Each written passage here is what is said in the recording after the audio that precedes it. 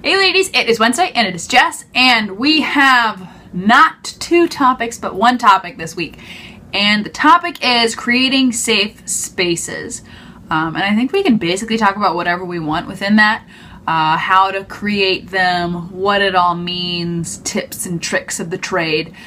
So I'm obviously going to talk about this topic because it's the only one that exists. So first of all, I recommend that you go watch Shayna's video that she made yesterday because it was good. And I agree with basically everything that she said. I really like how she started the video with saying that it's really almost impossible to create a space that is 100% safe for 100% of people, but that you can always create a safer space. There's always an opportunity for a space to be safer.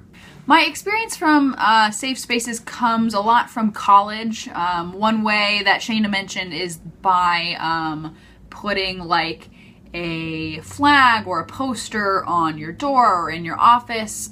So I would like walk by random professors or different departments and see a flag or see a poster, and I really liked that. It did not make me want to go in and talk to them, but it creates an environment and an atmosphere of acceptance, which is really important, just for that to be the status quo.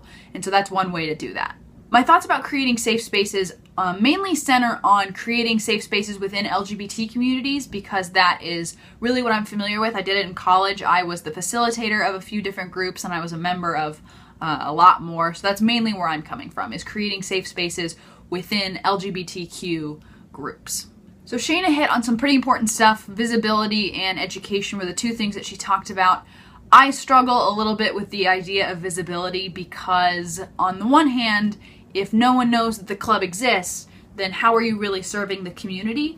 But on the other hand, I have also heard horror stories about people being outed when they were seen at some gay club meeting, or being ridiculed for going to a kink club, so I'm torn. But what I really want to talk about, in addition to Shayna's points, is the idea of safety within diversity, safety within diverse spaces. You would think that in queer or lesbian or gay or trans spaces that there would be less discrimination, and that has not been my experience. You would think that, you know, because we are all some sort of minority, that would bridge some of the differences that we have, but that has not been my experience.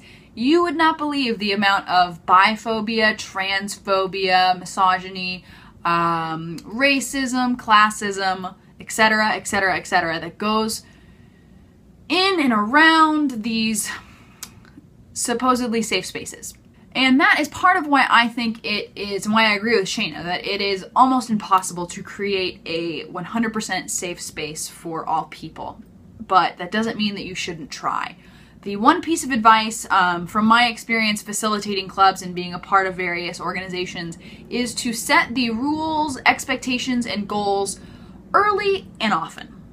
I think that if you can do that, particularly if you can do that as a group, that there is a much higher chance of people following them. When I was the facilitator of a group called Peer Educators on Gender and Sexuality, it felt like every meeting I was talking about the importance of respect, of listening, of compassion, and that's just something that I find really, really important. So if you are starting some sort of safe space, you're trying to create a safer space, that is what I would recommend, is talking about what you're trying to do, your goals, the rules and expectations, talking about those things early, and talking about them often, not making it a one-time thing, but bringing it up a lot and doing it as a group. So it's not just like you versus them or us versus them.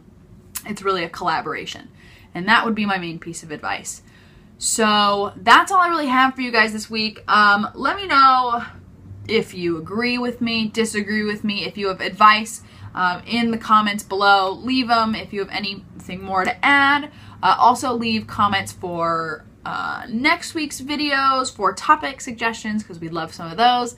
But other than that, I think I'm finished. I think I'm done. I will see you guys next Wednesday. But in the meantime, just enjoy what you're doing.